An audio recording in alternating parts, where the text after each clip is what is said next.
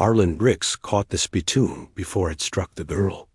Tin rang in his palm, sharp and cold, and the whole saloon went still like someone had swallowed the music. The girl, too small to be working a room like this, froze with a tray of tin cups hugged to her ribs, eyes wide enough to hold the lantern light.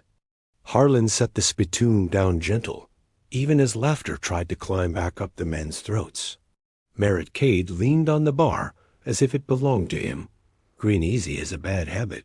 Before we jump back in, tell us where you're from.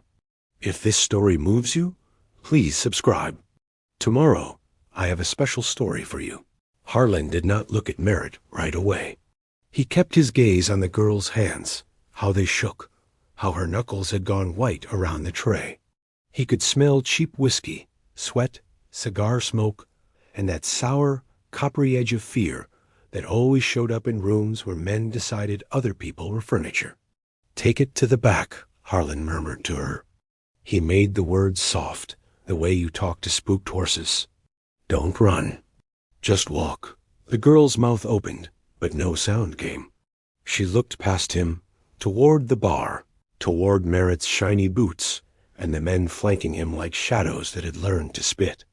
Maeve Larkin, owner of the Larkin House Saloon, and the only soul in this town with enough spine to tell trouble it wasn't he welcome shifted behind the counter. The movement was small, but Harlan saw it. He saw everything. It was a curse as much as a gift. "Rosie," Maeve said, voice calm and sharp. "Back room, now." The girl Rosie blinked like she just remembered she had legs. She took one careful step, then another. The tray rattled a little. Harlan did not move to help, because help could be mistaken for a challenge, and he was trying to keep the room from catching. Merritt Cade's laugh rolled out anyway. "Old man's got quick hands," Merritt said. He tipped his hat without a shred of respect, more like he was flicking ash. "Quick enough to save a barmaid's head. Quick enough for other things too, I reckon." Men around him chuckled, the kind that only came from folks who'd never had to bleed for their laughter. Merritt's friends were the same breedling, mean, hands always hovering too close to iron. One wore a crimson neckerchief, the color loud as a wound. Another had a scar that split his lip, so his smile looked permanently crooked. Harlan felt the old instinct stir, not awake yet, but shifting in their bed, like a rattler you'd step too close to. He kept his shoulders loose. He kept his right hand hanging harmless at his side. At least it looked harmless. He'd learned a long time ago that the most dangerous thing you could do in a room full of men like this was appear eager. Maeve set a glass down and wiped her hands on a rag that was already clean. "You broke my spittoon, Cade." Merritt's grin widened. "Did I?" "You did." Maeve's eyes didn't flinch. "And you ain't paid for last time you used my floor as a target." Merritt leaned forward. His voice dropped, but not so far the room couldn't drink it. "Maybe you ought to charge the old relic instead. Seems he likes catchin' what I throw." Harlan finally lifted his gaze.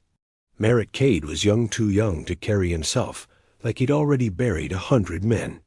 His face was clean-shaved, pretty in a hard way, like a knife that had been polished to show you your own reflection before it cut. But his eyes were the kind that measured worth by how much a man could take before he begged. Harlan had seen those eyes before, not on Merritt, on people who'd raised Merritt, on captains and bounty hunters and men who called cruelty order. "Drink your whiskey," Harlan said. "Then ride out." Merritt's brows climbed. "That so?" Harlan kept his tone even. "That's so." The room held its breath. In the far corner, a fiddler's fingers hovered over strings, uncertain whether to play or pray. Someone shifted in a chair, and the wood creaked loud as thunder. Merritt reached for his glass, took a slow sip like he had all the time in the world, then set it down without looking away from Harlan. "What's your name, old man?" Merritt asked. Harlan felt the question like a hook. Names were dangerous. Names were anchors. Names were how people found you. He had a name in this town, Sure Harlan Bricks, cattle hand, fence fixer, the man who lived in a half-leaning shack on the edge of the cottonwood draw. Harmless as a broom. But names had a way of collecting other names beneath them, like silt gathering in a riverbed. There was another name that didn't belong in polite daylight. He swallowed it. Harlan, Maeve answered for him. She didn't miss the way his jaw tightened. Harlan Bricks, and you're wearing out my patience. Merritt's smile turned curious. Bricks. He rolled the word around like he was tasting it. Bricks. Bricks. Harlan's stomach went tight. He kept his face calm anyway. The old trick still worked. Make yourself a stone and let others throw themselves against you. Merritt snapped his fingers at his men. The one with the scarred lip leaned in. Go on, Merritt said. Tell me what you heard. Scarlip shrugged. Ain't heard nothing worth saying. Merritt's eyes narrowed. Then use your ears harder. Scarlip spat to the side. He's just an old cowpoke. Old cowpoke, Merritt echoed, like the phrase offended him. You know what I hate most about old cowpokes? Nobody answered. They didn't need to. Merritt turned toward Maeve's shelves, where bottles sat like stained glass sermons, and he plucked one at random. Not cheap stuff. Something Maeve kept for men who paid and knew how to behave. Maeve's hand went still. Put that back. Merritt didn't. He popped the cork with his teeth, then tipped the bottle and poured a ribbon of amber onto the floor. The room hissed, a sound of collective teeth. Someone started to stand, then thought better of it, and sat back down like his legs had remembered fear. Merritt watched the whiskey soak into the boards. I hate that they think time makes them untouchable. He lifted the bottle, let another stream spill. Like years or armor. Harlan's ears filled with a rush of his own blood, not because of the whiskey, because Merritt's words had claws. Harlan had spent a decade turning himself into a man nobody noticed. A man men could laugh at without thinking twice. A man who kept his head down and his hands busy. Time had not made him untouchable. Time had only taught him what it cost to touch back. Maeve's voice sharpened. Cade, last warning. Merritt finally looked at her, amused. Or what? You'll throw me out? Maeve's mouth tightened. Or I'll call the marshal. The saloon breathed again at the name, like a prayer with no real belief behind it. Merritt laughed. Marshal Danner? Harlan knew that laugh, too. It was the sound of a man who'd already bought the law. Merritt leaned closer to Maeve. That man couldn't catch a cold in a snowbank. Maeve didn't blink. You just described yourself. A few men snorted before they could stop themselves. Then silence slammed down. Merritt's grin faltered. Just a twitch, and in that twitch Harlan saw the danger sharpen. Merritt's eyes slid back to Harlan. You got yourself a tongue, Bricks? Or you let the woman do all your talking? Heat rose up Harlan's throat. Not pride, never that just the old, ugly ache of being prodded where he'd buried something raw. He kept his voice low. Don't make this your business? Merritt's eyebrows lifted again. Oh, it's my business now. I just rode 3 days to put my boots on this town's throat. And then I walk in and see you. Harlan's fingers flexed once, slow, like he was working out stiffness. Merritt's gaze dropped to Harlan's hands. Harlan didn't hide them. That would be a tell. Merritt's smile returned, but it wasn't friendly. I like mysteries, he said. Especially the kind that pretend they ain't mysteries. He lifted the bottle and took a long drink, eyes never leaving Harlan. Harlan didn't move. Inside, he counted things. Exits. Angles. The way Merritt's coat hung loose enough to hide a second gun. The way Scarlip stood half a step behind Merritt's right shoulder, ready to draw if Merritt wanted him to. Harlan also counted breaths. Because the thing in him, the old thing, was listening. Merritt wiped his mouth with the back of his hand. Tell you what, Bricks, since you're so quick with your catchin', let's see if you're quick with your pride. He turned and nodded toward the room. Everybody in here has heard of Cottonwood Draw. Everybody in here has heard there is a man out there sittin' on land worth more than this whole town, sorry bones. A murmur slipped through the saloon. Harlan's stomach tightened. He didn't own much land, but he did own something that men like Merritt would kill for. Not money, silence, a past. Merritt pointed the bottle at Harlan. You live out there alone, don't you? No wife, no sons. Just you and your ghosts. Harlan felt the word ghosts strike like a match. He kept his face blank. I live where I live. Merritt smiled. Then you won't mind showing me. Maeve's hand slammed down on the bar. No, Merritt didn't even look at her. I wasn't to skin you. Maeve's voice dropped. Dangerous now. This is my place, and I'm letting you keep it. Merritt finally looked at her, eyes lazy. For now. His gaze slid back to Harlan. You'll ride with me at dawn. Take me to your little shack. Show me what's so special about an old man hiding in a ditch. Harlan's throat went dry. He could refuse. Refusing meant Merritt would make it bloody. Not because Merritt needed to, but because Merritt liked the lesson. He could agree. Agreeing meant leading Merritt toward the one thing Harlan had sworn would never be found. Maeve leaned forward, voice tight. You can't just... Merritt's hand flashed. He didn't draw a gun. He drew a coin. Silver, thick, heavy. He flicked it across the bar toward Maeve. It spun and clinked, landed near her rag. Payment, Merritt said. For the whiskey I spilled, the bottle I drank, and the air I'm breathing in your establishment. Maeve stared at the coin like it was a snake. Merritt's smile turned sharp. Now we're square. Harlan watched Maeve's fingers curl, wanting to throw the coin back, wanting to spit in Merritt's face. He saw her stop herself, not because she feared Merritt, because she feared what Merritt would do if she gave him reason. Harlan understood that fear. He lived on it. He kept his voice steady. Dawn. Maeve's head snapped toward him. Her eyes widened, then narrowed. A question. What are you doing? Harlan didn't answer aloud. He couldn't. The old thing inside him was awake now, not roaring. Just sitting up, quiet, attentive. Merritt's grin spread. Good. He took another drink and set the bottle down like a promise. See? Easy. He leaned closer, lowering his voice so only Harlan could hear. And if you think about running tonight, Harlan didn't move. Merritt's words were soft as velvet. I'll come back in here and play catch again. Only next time I won't throw tin. Harlan felt a cold clarity settle over him. Merritt straightened. Boys, let's go. Town's got a bed that's been waiting for me. Scarlett chuckled. Ain't no bed in this town worth your boots. Merritt glanced at Maeve. That depends. Maeve's face went still as stone. Harlan's hand twitched at his side. He kept it down. Merritt's men turned toward the exit. Chairs scraped.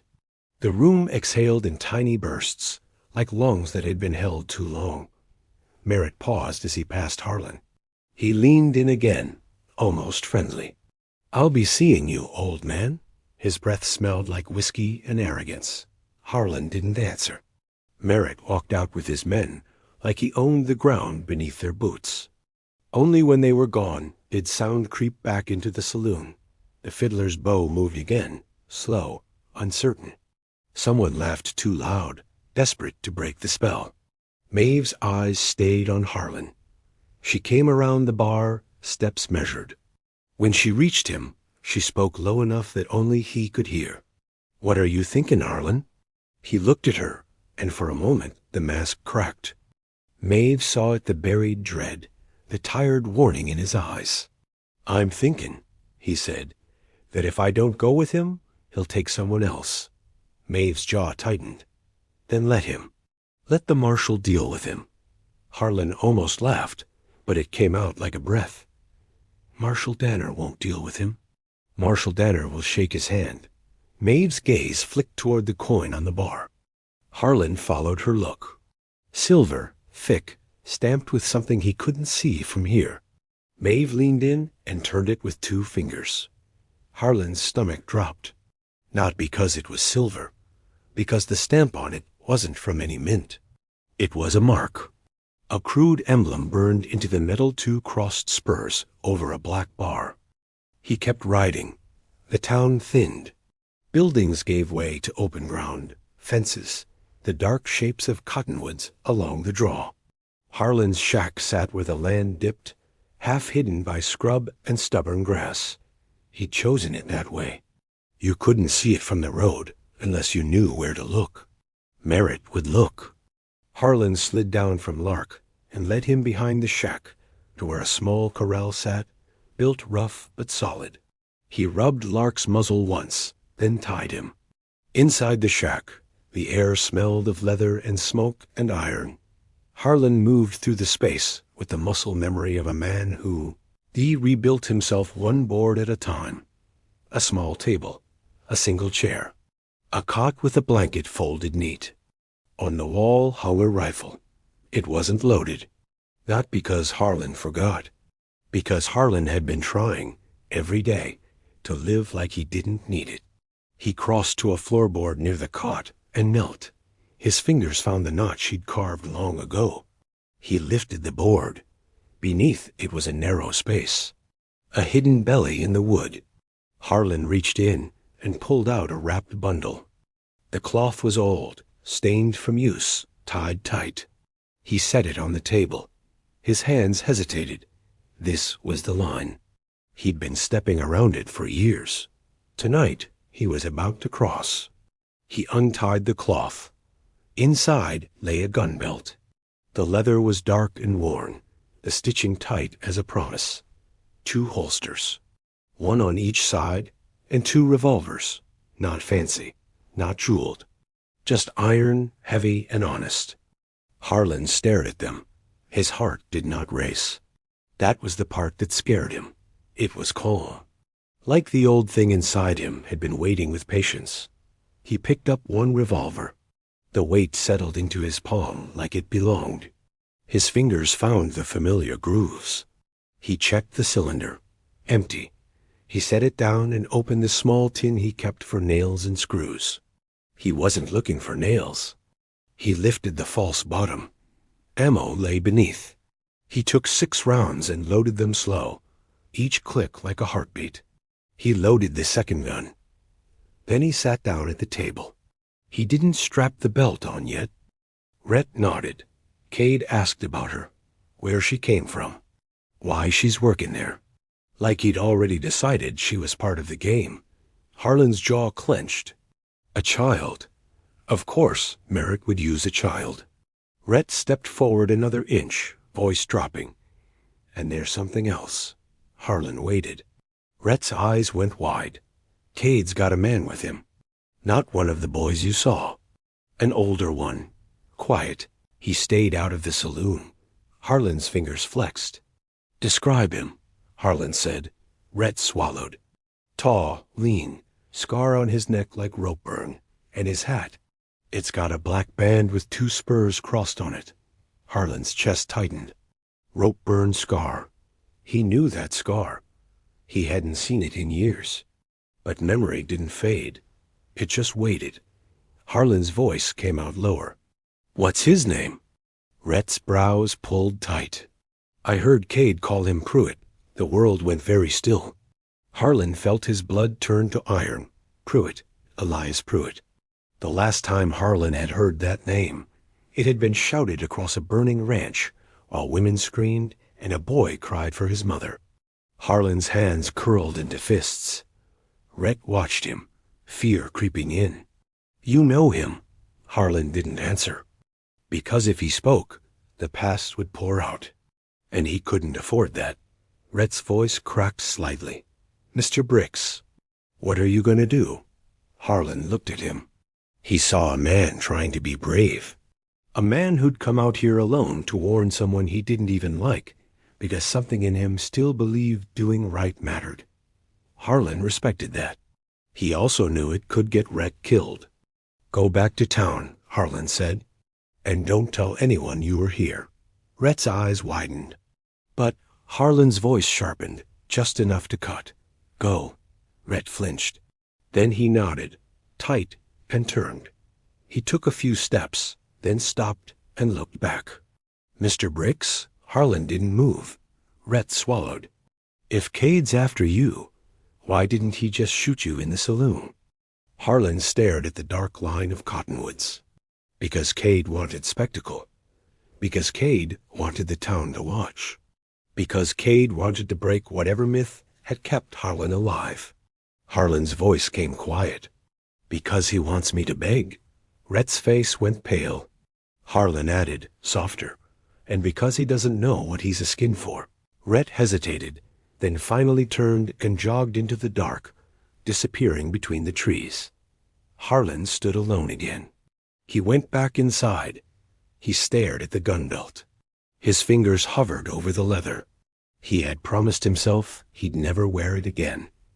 Not after what it had cost, not after what he'd done.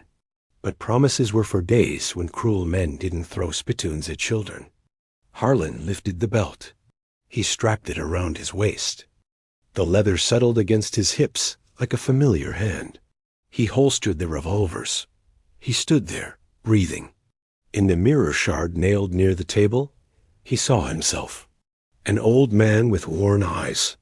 But beneath the age, beneath the lines, something else looked back. Not anger. Resolve.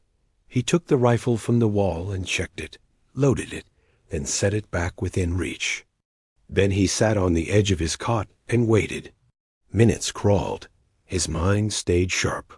He listened to every sound, the creak of wood, a shift of lark in the corral, the distant sigh of the draw. He thought of Maeve. He thought of Rosie. He thought of Merritt Cade's grin. And he thought of Elias Pruitt's rope-burned scar. The old thing inside him wasn't roaring. It was smiling, because it remembered Pruitt, and it remembered unfinished business. A sound drifted from outside. Not a knock, not a shout. A horse. Hooves slow, deliberate, circling. Harlan stood. He moved to the window without noise and peered through a crack in the curtain. A rider sat in the yard, just beyond the reach of the lantern glow. Hat low, shoulders relaxed. He wasn't trying to hide. He was trying to be seen. Harlan's breath stayed steady. The rider lifted a hand. Between his fingers glinted something small. Silver. A coin. He flipped it once, caught it, flipped it again. A quiet taunt. Then the rider tossed the coin into the dirt. It landed and rolled, coming to rest in the lantern light. Harlan could see the stamp on it from here. 2 crossed spurs over a black bar. The rider's voice carried soft through the night. Morning's comin', Bricks. Harlan's fingers curled around the window frame. The rider chuckled. Hope you're ready to show Cade what you're hidin'. Harlan didn't answer. He watched as the rider turned his horse and rode away, slow as a man leaving a message on a grave. Harlan stared at the coin in the dirt. Then he looked down at his gun belt. He felt the weight. He felt the old thing inside him settle, comfortable. At dawn, Merritt Cade would come. At dawn, the town would watch. At dawn, Harlan Bricks would either die quiet or remind the West why men used to pray when they heard his boots. This story took us a long time. If you like it, subscribe. Now, back to the story. Harlan didn't blink until the rider vanished into the cottonwoods.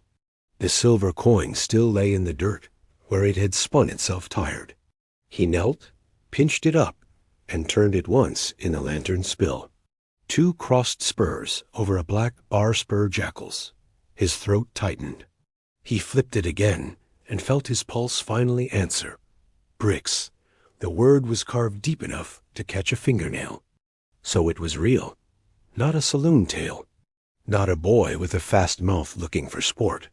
This was a summons, delivered with a smile and a promise behind it. Harlan slipped the coin into his pocket and stood very still, listening for hoofbeats that weren't there anymore. The night held its breath.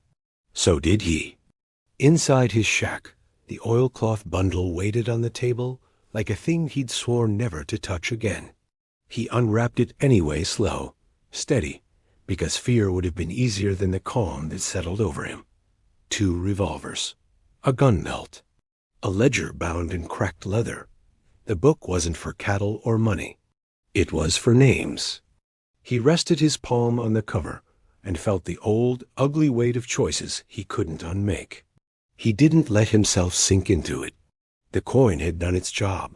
It had reminded him the past didn't just stay buried just because a man got tired of digging. Merritt Cade wanted a public breaking at dawn. Pruitt's mark meant Cade wasn't the root, only the newest branch. Harlan buckled the saddlebag across his shoulder, slid the ledger inside, and killed the lantern. Then he stepped out, saddled Lark, and rode for town by the back tracks where nobody could see him coming. Not because he was ashamed, because he was deciding. Maeve's saloon was closed, but the side door latch clicked before he knocked twice. Maeve opened it a sliver, eyes sharp, hair pinned back like she'd been waiting for trouble to choose a direction. "You're alive," she said. "For now." He set the coin on the bar. The scratched bricks caught the dim light. Maeve's face tightened. "He came out to you." Pruitt did. That name moved through her like cold water. "You know him." Harlan didn't answer that. He didn't have room. "Wake Rosie," he said. Maeve's jaw set. "She's asleep. Wake her anyway. Cade's moving before dawn, and he threatened your place in front of the whole town. Threatened the girl. He's looking for leverage." Maeve stared at him, then looked past him toward the street, as if she could already see Merritt's grin coming around the corner. "What do you want me to do, Harlan?" He pulled the ledger from his saddlebag and placed it beside the coin. Maeve didn't touch it. "What is that?" "Proof," he said. "Names of men who burn ranches and call it business. Names of lawmen who take silver to forget what they saw." Maeve's eyes narrowed. "You've been holding this?" "I've been hiding it," he said. "Same as I've been hiding me." Maeve's mouth tightened. "And now you're bringing it to my bar like a rattlesnake." "I'm bringing it to you because we the only person in this town who want to pretend it's not there." Her gaze held as a long moment. "Who do you trust with it?" "Territorial rangers," Harlan said. "Not Danner. Not any judge that smiles too clean." Maeve exhaled, sharp. "And how do we get it to rangers before Cade turns this town into ash?" "You and Rosie go to Rhett," Harlan said. "Right now. He warned me tonight. He's not bought, and he's got the spine his brother never grew." Maeve's eyes flashed. "That boy's going to get himself killed trying to be good. Then we keep him alive by giving him something worth being good for," Harlan said. "He hides you. He watches Danner. And when dawn comes, he brings people to see what Cade is." Maeve's voice dropped. "And you?" Harlan's hand brushed the gun belt under his coat. "I meet Cade, but not on his stage." The curtain to the back room shifted. Rosie appeared, hair loose, eyes wide with sleep and fear. "Miss Maeve?" Maeve knelt and cupped her cheeks. "Sweetheart, we're going for a ride." Rosie blinked fast. "Now?" "Now." Rosie's gaze slid to Harlan. She didn't ask if he was bad. She asked the question that mattered. "Are they coming?" Harlan crouched to her level. "They might try," he said. "That's why you're going to do exactly what Maeve says. Stay close. Stay quiet. Stay brave." Rosie swallowed, then nodded once hard, like she'd practiced bravery in a mirror. Maeve's eyes glistened for a heartbeat, then turned fierce again. She swung Rosie up onto her horse, mounted behind her, and looked down at Harlan. "You come back," she said. Harlan held her gaze. "I'll try." Maeve's jaw worked. She didn't like try, but she respected truth. "Then try hard," she snapped, and rode out into the dark with Rosie tucked close. Harlan watched them disappear and felt the street suddenly too wide. Then he mounted Lark and rode for the marshal's office. He pushed the door open without knocking. Marshal Benton Danner sat behind his desk with pipe smoke curling like a lazy ghost. Across from him sat Merritt, relaxed, boots crossed, smiling like this town was already his. Harlan's stomach turned to stone. Merritt's eyes brightened. Well now, Deadwood crawls into church. Danner's face flushed. Harlan, what are you doing here? I'm looking at the law, Harlan said, keeping his voice level. And I'm seeing it sitting across from a snake with shiny boots. Danner stiffened. Watch your mouth. Merritt chuckled. Let him talk. Old men love to pretend words are bullets. Harlan stepped closer, gaze locked on Danner. Where's your brother? Danner's eyes flicked away. Home. Harlan heard the lie in the way the words slid out too quick. You sold yourself, Harlan said quietly. Was it fear, or was it comfort? Danner's jaw tightened. Get out. Merritt leaned forward, voice soft. Dawn breaks. Don't be late. I hate waiting. Harlan didn't give in the satisfaction of anger. He turned, stepped out, and closed the door like he was shutting a coffin. In the street, his breath finally deepened. The law wasn't weak. It was willing. So Harlan chose a different kind of witness. He rode out to the cut bank past his corral, the narrow trail that funneled riders into a basin like a bowl. No walls there, no alleyways. Just dirt, stone, and the truth carried on open air. When the first pale light started to show, hoofbeats came through the cottonwoods. 6 riders. Merritt in front, coat clean, grin cleaner, scar lip and crimson neckerchief behind him. 2 men with rifles slung, and last, riding quiet as disease, Elias Pruitt. Pruitt's gaze landed on Harlan like a hand closing on a throat. Merritt pulled up in the yard.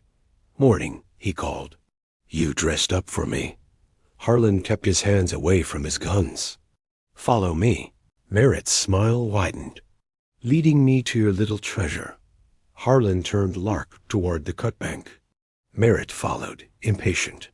The narrow trail forced them into a line, exactly what Harlan wanted. The trail opened into the basin.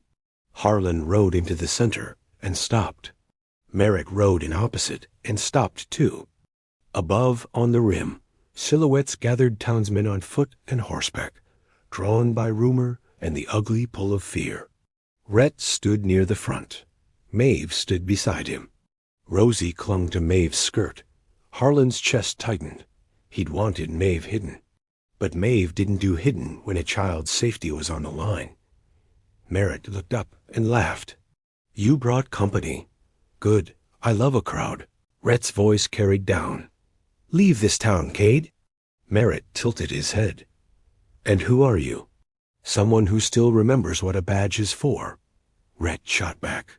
Merritt's grin cut sideways. Cute. His gaze slid to Maeve. Hello, Saloon Queen. Maeve's voice was steady. Hello. Boy who thinks cruelty makes him tall. A ripple of sound moved through the rim, nervous, angry, awake. Merritt's eyes snapped back to Harlan, hungry. Show me what you're hiding. Harlan reached into his saddlebag and pulled out the ledger. Merritt leaned forward like a man smelling gold. Pruitt's posture shifted, small and sharp. Hand it over, Merritt said. Harlan raised his voice to the rim. This book holds names, he said. Names of men who burned ranches and called it business. Names of lawmen who took silver to look away. The rim shifted. Somebody cursed. Somebody breathed hard. Merritt's grin tightened.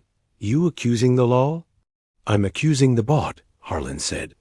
He lifted the ledger, then threw it up to the rim. Rhett lunged and caught it against his chest. The crowd gasped. Merritt's face twisted. You!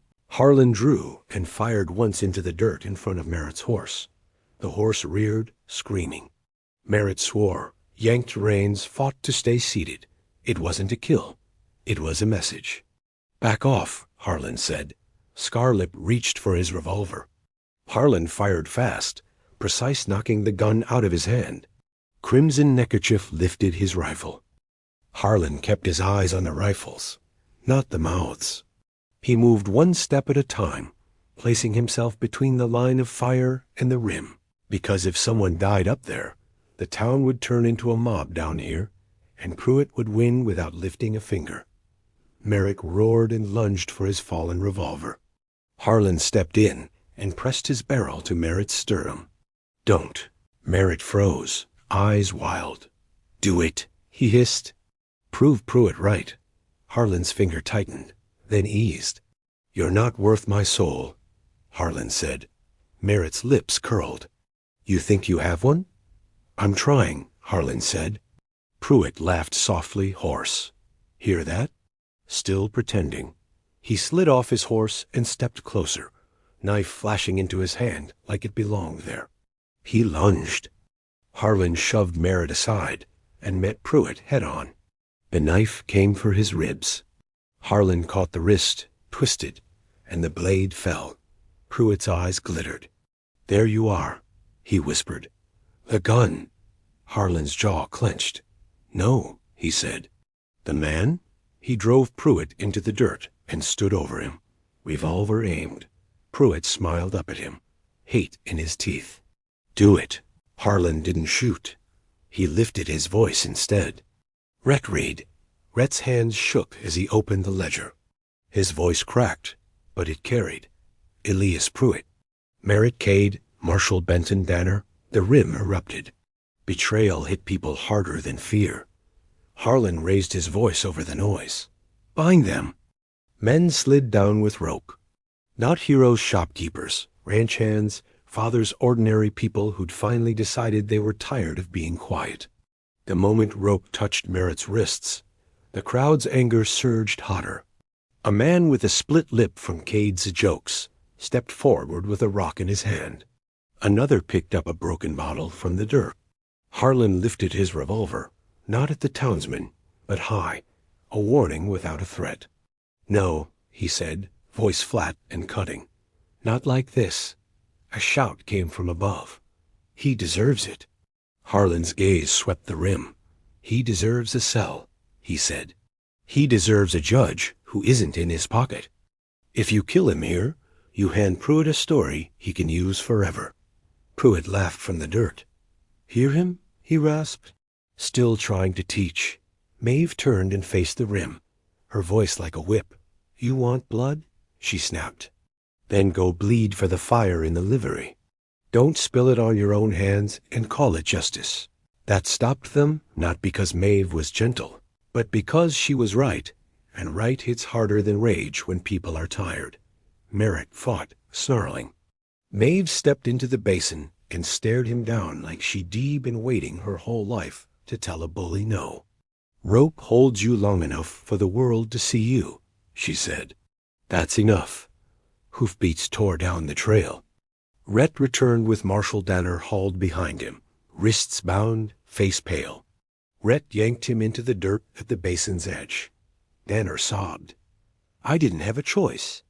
Maeve's laugh was bitter. "You always have a choice." Harlan looked at the crowd and felt the line between justice and rage tremble. He raised his voice, commanding without shouting. "We don't lynch. We hold them. We do it right." The rim quieted, breathing hard. Maeve's eyes cut to Harlan. "And how do we do it right with Cade's men still out there?" Rhett stepped forward. Wounded pride and real courage tangled together. "I ride." Maeve started to protest, then stopped. She saw the truth in his eyes. He needed to do this, not for Harlan, for himself. Rhett's mouth tightened. "If we get rangers here," he said, voice rough, "my brother goes to prison." Maeve's face softened for a single breath. "He chose that," she said. "Not you." Rhett flinched anyway, like the truth still had edges. Harlan leaned in, voice low. "Don't try to be a legend. Just be quick and honest." Rhett's eyes flashed. "That's rich." "I'm not proud of what made me quick," Harlan said. "But I'm proud you're choosing better." Rhett swallowed hard. "Then don't leave me." The plea landed heavy.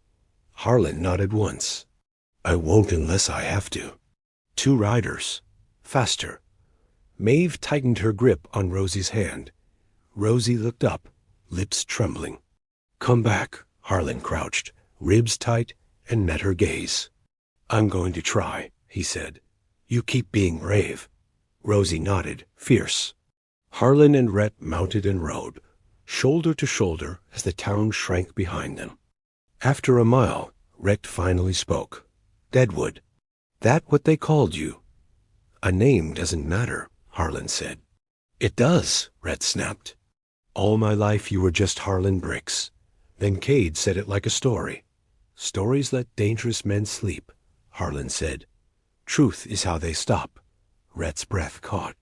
"Were you one of them?" Harlan didn't look away. "I worked for men like Pruitt," he admitted. "Then I quit." "That's not an answer." "It's what I've earned," Harlan said. "If you want pretty, ask Cade." They pushed harder. Rock cut the trail. Telegraph poles rose ahead like thin hope. Then the pass tightened, two riders blocking the way. Too calm, too ready. "Turn around," one called. Harlan and Rhett drove through the gap on nerve and timing. Gravel sprayed. The air snapped with warning sounds, and Rhett hissed as pain flared high in his arm. But he stayed upright. The outpost appeared ahead. Harlan grabbed Rhett's coat and shoved the ledger tighter into his grip. "You go. Straight to them. Don't stop. And you? I'll slow them down. Go!" Rhett raced for the outpost as Harlan turned back, drawing pursuit away from the proof. When Harlan finally rode in, a line of raised barrels greeted him. Then Rhett shouted, "He's with me!" A bearded captain stepped forward, eyes hard. "Name, Harlan Bricks. Not the one you use in town." Harlan swallowed. "Deadwood Bricks." The captain didn't flinch. "All right, saddle 10. Get a message out. We ride now." A medic worked on Rhett while the ledger was copied page by page. By midday they thundered back into town smoke curling, people running buckets, Maeve calling orders without panic. A clean-coated judge waited like he owned the street. The captain walked right up. "You're coming with us." Bound men were loaded. Wagons rolled. The town didn't cheer. It finally exhaled like lungs that had been held too long. 2 more great stories are next. Don't miss them. Subscribe and turn on notifications.